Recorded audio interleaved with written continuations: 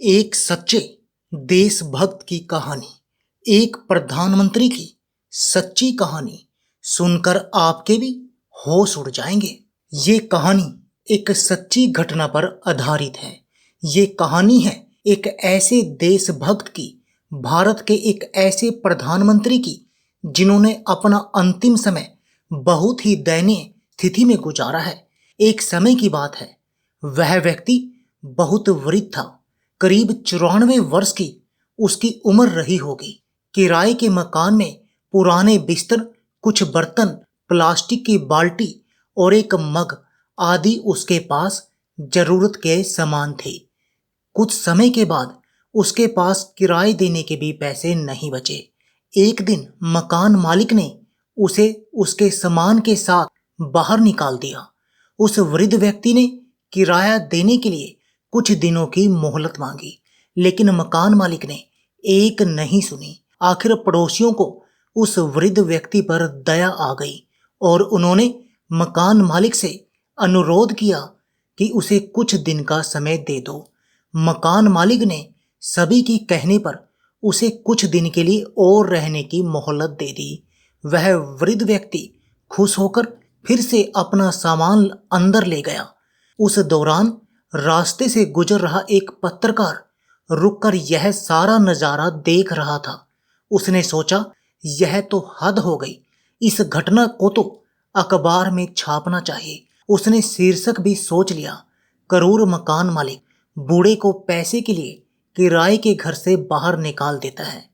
फिर उसने किराएदार वृद्ध की और किराए के घर की कुछ फोटो भी ले ली। यह खबर लेकर वह अपने दफ्तर पहुंचा और इस घटना के बारे में अखबार के मालिक को बताया। मालिक फोटो देखकर हैरान रह गया और उसने पत्रकार से पूछा, क्या तुम इस बूढ़े किराएदार को जानते हो?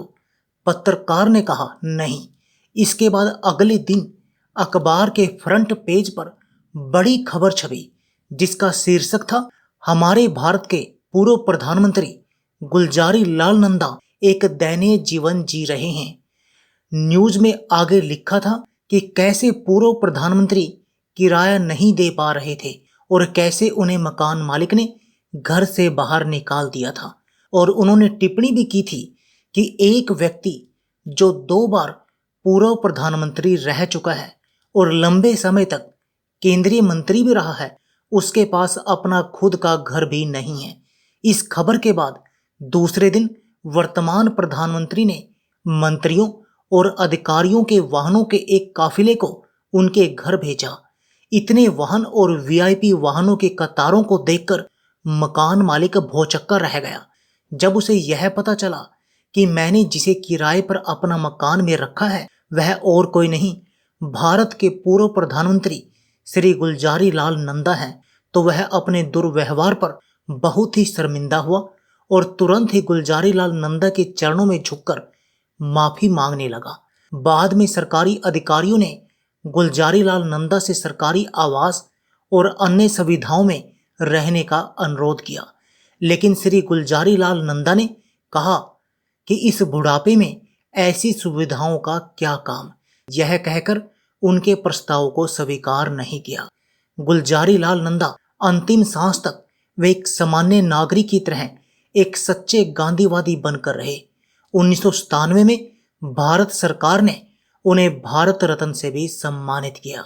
दरअसल गुलजारी लाल नंदा एक स्वतंत्रता सेनानी थे और उन्हें तब 500 रुपये प्रति माह भत्ता मिलता था, लेकिन उन्होंने यह कहते हुए इस रुपये को लेने से मना कर दिया था कि उन्होंने स्वतंत्रता सेनानी के भत्ते के लिए लड़ाई नहीं लड़ी थी।